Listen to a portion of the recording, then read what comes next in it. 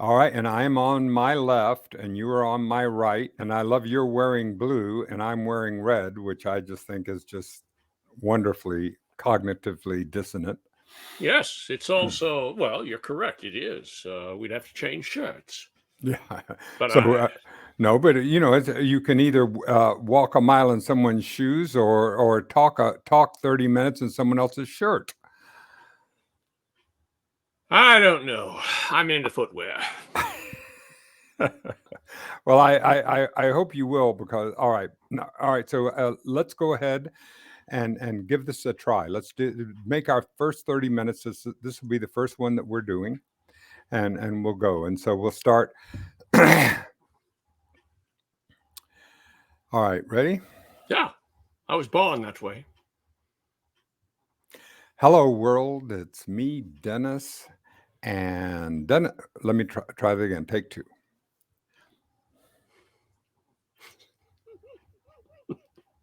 Hello, world. It's me, Dennis Tardan, and I am here with my old friend, John Wright.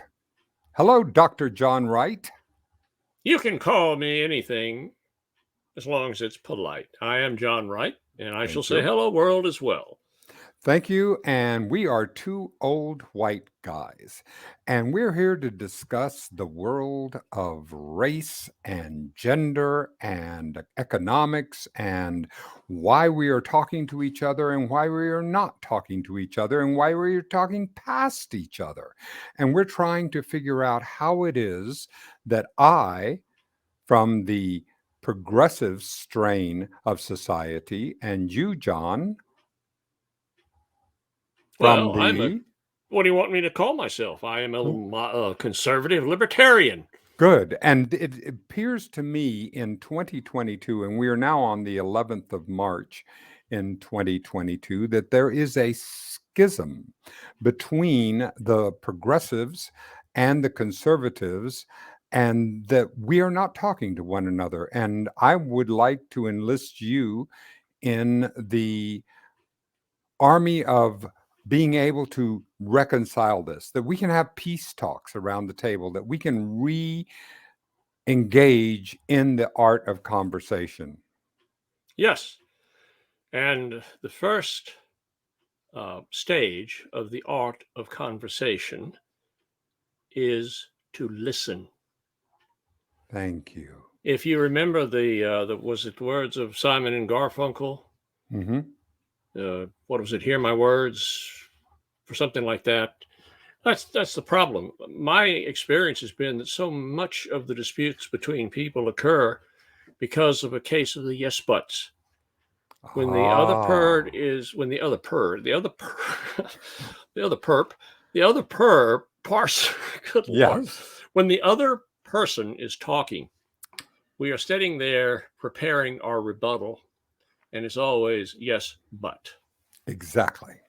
Exactly. And I think we can do better than that. And that's what I want to do. So both of us are in are both 74 chronologically. You a few days older than I, both of us in April. And when you were a child in Texas, both of us were friends when we were children. But did you when did you realize that you were white and that different races were treated differently? Well, when I looked in the mirror, I said, "Oh, I'm light complected," and I Yes. also discovered that I burned, whereas some of my friends, Hispanic and black, Yes. didn't. So you were So melanin deficient. that's right. And in I was the minority group in grade school for three Yes. years. When I started at McFadden Elementary, I was the only non-Hispanic there. Yes. Uh, it bothered me that, well, I didn't even think about it at the time because the teacher said English is the language of this nation and you will Hmm. learn English. And And the but that was Hispanics the were, time. I mean, for those who are not well, our age and know that the children were punished for speaking Spanish in school. They were actually forbidden to do that because it was that they wanted them to assimilate into the yes. dominant culture. Well, it's assimilation is one of the keys of survival. I have to say that when we moved from the 8th grade in McFadden Elementary Mm-hmm.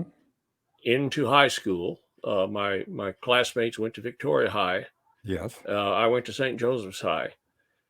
They excelled in language, in English, speaking English, sentence structure, etc. Mm-hmm. Heads above the rest of their classmates.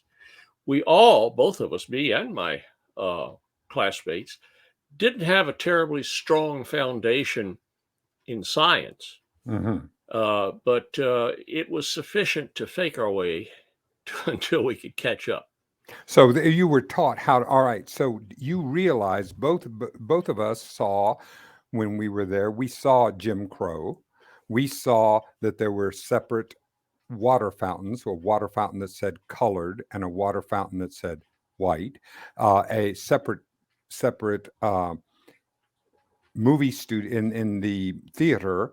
There was a separate entrance, so we saw that. So you saw that there was, and did you have a racial an awareness or a sense that there was a, because we didn't have the Voting Rights Act until 1965, that really took care of the poll tax and took and ostensibly got us to a place where we could have more equal access to the polls, right? Well, it But started did in you? 1958, but I won't argue. Who's going to Well, argue? no, I'm not gonna, because even in Victoria, we integrated our schools earlier than many other places. Okay. I mean, I remember F.W. Gross High School, which was the black Mhm. high school. Yep. And I remember when they decided or that they were going to go ahead and combine all the high school students into one school. And I Absolutely. remember the coaches licking their chops because there were some damn good football players on the F.W. Gross Bumblebee team. Sure. But talking about the fountains, my experience was, I think I first became aware of that around age 10. Mhm. Uh, Before that time, there were Hispanics, there were blacks. There weren't a whole lot of blacks in McFadden community. Right. But once a year, my father, when he came to work in the oil fields in McFadden, stayed in the ranch uh, bunkhouse Mhm. before he got married. And the other guy that he stayed with was E.J. Davis, which was a black guy. Mhm. And they remained friends to their death. And once a year, E.J. would show up with his 6 kids and his wife. And for me and my sister, being relatively uh, isolated, it was an experience because, Mary Alice, yes. well, man, when they hit the place, you knew the place was there. But So you had, so your sense of did you have a sense of the racial inequality that was during that time? Did you study it in school? Did you have an awareness of what was going on? well, the goal was as we both wanted, and I still want, is the melting pot. We're all going to end up as one people, Mhm. and to borrow, what is it, ein Volk, ein language, ein Partei. Even in Swahili Mhm. was the result of a black uh, leader who said we've Yes. got to have a common language. But Yeah. I digress. Uh, But we saw here's what I'm wondering about is because here we go with the goal of knowing that we are all judged by the content of our character and by the color of our skin, not by the color of our skin. And here we are in 2022, and I feel we still have a long way to go in doing that. And from my understanding from you, you feel like that we have already achieved it and now we need to go. What could you help me with that so I understand it from the conservative point of view from where you see it, John? well, the only thing that I have seen in history is whenever a people isolate themselves Hmm. by culture, by from the mainstream. I mean, Right. apart. If you recall in history, Irishmen, when they came over to this country, Irish may need not apply. Hmm. They were racially, socially, and they were light skinned. Sure. But until the Irish, until the Italians, until the Jews began to assimilate Hmm. and, not necessarily dress like, but at least show outwardly the values. Yes. If you recall, well, I recall, what was it? Al Smith was defeated for president because he was a Catholic. Hmm. John F. Kennedy, one of the arguments that was constantly brought up in the Bible Belt was that he's a papist and he is not Exactly. going to honor the Constitution. He's going to honor the Pope. Yes. Uh, I doubt it very seriously. And from his from his personal life, he was okay. He was kind of a cafeteria Catholic. The if you look at areas where pogroms were carried out, whether it was by society isolating people or by people isolating themselves, it was always that difference Yes. that bred the suspicion, that bred the distrust. And it didn't take a lot to set off, okay, they're not in favor of us. Hitler, after World War I, he blamed the Jews. Yes. Henry Ford was, believe it or not, one of Hitler's idols. Yep. And, going back to mine, my concept was really there were people, and I never heard the N word used by my father. You didn't. Well, I mean, No. it was very liberally used in just casual jokes and conversations, not as an invective, but it just as a normal, a normal part of speech among the white people that I was around. It wasn't specific as a hate word. It was just a normal part of either a joke, either as a punchline or as or that it did not have, it had not raised the level of my consciousness. I had not raised the level of my consciousness. I didn't use it, but I don't give myself great pats on the back for that. Well, my father and again, he influenced me greatly on my concepts of race at the time because, Yes. his best friend was a black guy that show up and, as far as they were concerned, they were equal. Sure. As far as he was concerned, they were equal. He would refer disparagingly to a black that would not take care of his family Yes. or that was substance abuser, in that case, drunk. Yep. But he used white trash was another epithet that he applied to light-skinned individuals, or what you call it, melanin deprived or Yes. melanin deficient individuals. Hmm. They were white trash, and it was the same thing.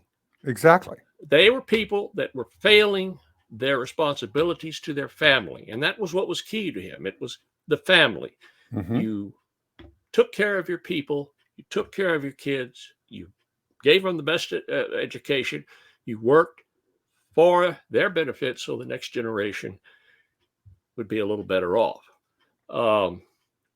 When you talk about becoming aware of the The time, disparities. I mean, to be able to do. I I mean, the was about things 10 that years we. old, and I think I've told you this before.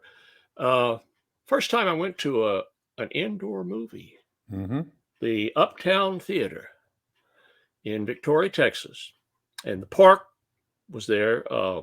I go by it, but I just recall the statue they took down was Hmm. the statue to the Confederate war dead. Right. Uh, there were water fountains, and there was a colored fountain, and there was a white fountain. Hmm. And I thought that was damn disparate. Then, let me turn this thing off. I'm getting all kinds of spam. Technology. Yes. Um, Went to the theater, and there was an entrance that said colored only, and then there was the main entrance. And that pissed me off. How dare these black people, these coloreds, want their own entrance, their own water fountains, and their private, place to sit. I saw it as uppityness because to me everybody was the same. Uh, Yes. I remember when I applied for my license, my driver's license. You had to fill the form out, and it had race. Well, there were three races at the time that I was that age. They were Caucasian, Negroid, Mongoloid. So I wrote C for Caucasian. And the testor, the deputy, looked at me, he scratched it out and wrote W. That was really the first time that I was aware, honestly. I mean, there were times when you felt, okay, something here is not quite right. And certainly once the civil rights movement started, it became very aware. And the guy I went to college with, I first met my freshman year, he truly woke me to a lot of the disparity in what was going on. But growing up, I Did mean, that my give you a consideration was everyone was equal. exactly, and that is and that is precisely what the ideal is. And so where we're saying is where is the difference between the ideal and the reality, and what we're seeing, and how is it that we can get more toward that ideal, because in my feeling is that we're not there. And this But is where I see all the Black Lives Matter, where we see the opportunities for a greater diversity within our congressional, our state representatives, in our executive branch, in our judicial. I would like to see it be more representative of the people. this is the problem when you start getting into racism. And in my opinion, the Black Lives Matter, well, they're opportunists, activists, Well, we'll talk, charlatans. and in future shows. The reason why I wanted to drop this in now, because we're going to be having future shows, because these are the subjects that we're going to want to talk about. I wanted, from our perspective, John, because I have been much more racially conscious of my race and of other people's race. When other people say, well, I don't see color, I see color all the time. I am very, very conscious I'm of. sorry for you. I'm You very have you have my sympathy, sir. Thank you, sir. But it is really important to me to be able to see. Well, okay. Well, I look at where the culture is, and I want to know from my own. I mean, all of us have conscious and unconscious biases, just as a human being, and I want to see where are my conscious biases that I have? And right now, I have conscious biases with race. I have an actual conscious biases. When I looked at the team of the James Webb Telescope, I looked at the team. They did a pan of all the team, and there was not a single person of color on the team. There were some women, but there was not a single person. This new beautiful telescope that is circling, and I was so conscious of it. I am very sensitive to color right now. It is, All right, let's start with that. Okay, you have a heart attack. You're going to need open heart surgery. You go to the hospital. What doctor do you want to take care of you? the doctor who is the best qualified to do my surgery. Then you are in a woke hospital where everyone demands ethnic diversity. That is, blacks, females, whites, browns, they're all divided up as the percentage of population. And the If person, that is true. okay, but the person you get is not the best. The person you get is chosen not by their talent, not by the merits, but by their skin color or their sex or their, gender, sorry. That is what is the sticking point yes. in this culture of, it's a reverse rate, it's prejudice. It's Yes. an example. Again, Harris, Vice You mean Vice President President Harris? Yes. Yes, Harris. I would, my term for her, but I will not burn your Thank ears. you. Thank you. In the same way, right? The same way I would prefer. I would hope that you would refer to when we talk about Judge Jackson. No, I think That we would talk about her and her qualifications for this as a completely irrespective to the color of her skin. that is correct. The choice, and again, I think it's Biden's decision. Who do you want in the Supreme Court? Now, the only two criteria that he stated was it's going to be a woman of color, it's going to be a black and a woman. Yes. Nothing else. Now, his selection, looking at her qualifications, she spent a lot of time in the federal court system, district court. The majority of her decisions were reversed on appeal, which, okay. The majority of her opinions were reversed. In other words, her judicial decisions. The majority of her. All right. So we will go ahead and we will check that out. You must. And because I need to, I want to know more about that. Because well, she's also had 1 year in the appellate court. Mm-hmm. You would like someone with a little bit more practical experience. It doesn't mean she's not qualified for that. And I'm not saying that she's not qualified for her, there's no litmus test that you should make. It's just saying, okay, you're in the Supreme Court. What is the Supreme Court's responsibility? Right. It is to take laws and to judge whether or not they are within the bounds of our Constitution, the constitutionality of law. You're not there to make law. You're not there to create law. You are there to interpret the law in comparison to the founding for the Constitution of the United States of America. Now, I think you made a comment. Well, do you think the Constitution is a living document? It is. It's been around for 200 years, and we have survived a civil war. We have survived 2 world wars. We have survived an incredible 1960s, not uprising, but social unrest. We are still trying to come to grips with that. So yes, it is a living document. Yes.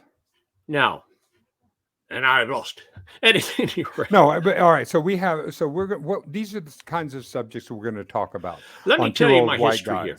Sure. There's a history which I found fascinating, and I'm going to interject it. Do you know the first time the N word was used?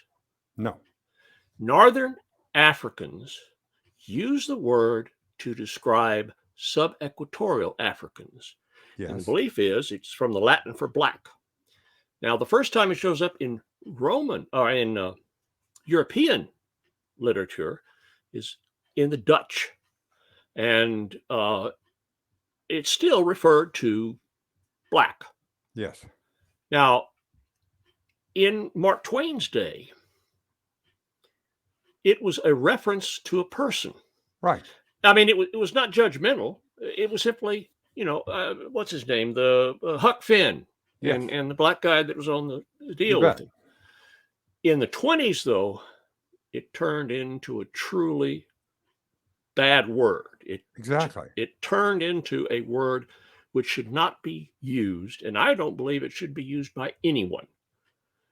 It is a word which is offensive. It's offensive to me, and I'm not black. Well, then how do you justify something like a Zora Neale Hurston, who is one of our great writers who wrote "Their Eyes Are Watching God" and so many others, when she uses, because she really went down into to the uh, into the African American culture all through the South and got all these folk tales and all, and when they use it in their own culture, within their own works, how is that not something that That's just, I thought I'd, okay. How is that? How the fact that, I mean, it's just like slavery. Okay. Slavery was an abysmal institution. right? Slavery still exists today. There are still slaves in the Middle East. There's still slaves in the Sudan. There are slaves in Eritrea. There's you name it. Kuwait even has de facto slaves, but nonetheless, slavery still exists. 1852, the British outlawed slavery and had vessels that went out trying to capture slavers and destroy them. And whenever a slaver came under the attack of the British, they dumped the slaves overboard. Now the slaves are all chained together, so boom, they're all dead. But it was the time. You go back to the time of Christ. He didn't say, if you're a slave, you're a terrible person. He essentially said, be the best slave you can be. Right. So the thing that we're looking at people out of context with the time that they lived in. And I think that people Exactly. in the future, And that's what 100 I years from now, they're going to look at you and me and they're going to say, those, well, they might be speaking Martian, but nonetheless, they're going to be looking at us and saying, where in the hell were these people's, these minds? Where were their minds? What was going on? It's the times. It doesn't necessarily make you, but it does bend your perceptions. yes. And if you remember, I believe it was, oh hell, perception is reality. Yes. I'll suddenly come to it before.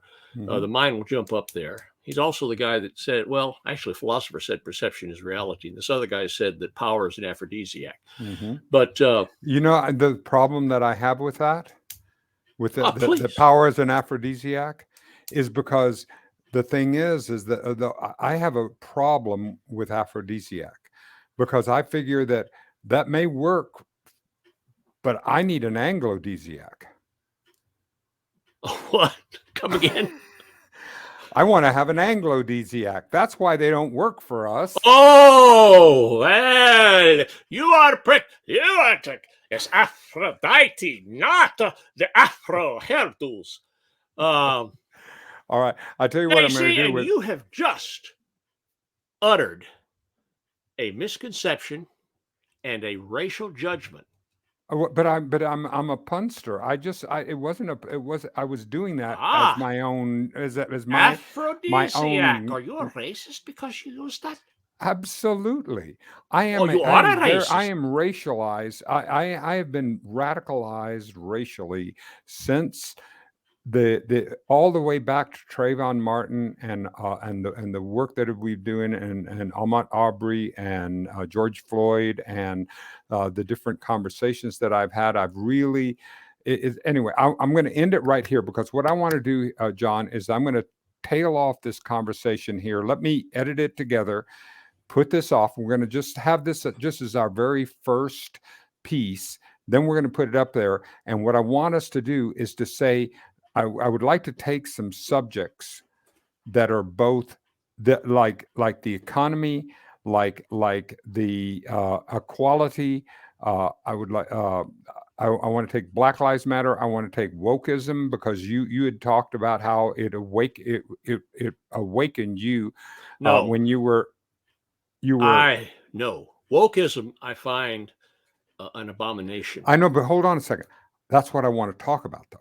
I want to talk about wokeism and what it means, because when you said in at St. Mary's that he awakened you to things. Yes, but he didn't woke me. He just gave me a perspective which allowed me to look at what was going on around me and say, okay, some of my concepts and beliefs are inaccurate, and now Okay, I have to go. that to me, John, is exactly what getting woke or awakening is all about. Yes. I'm talking about my perception, and you can help me with yours.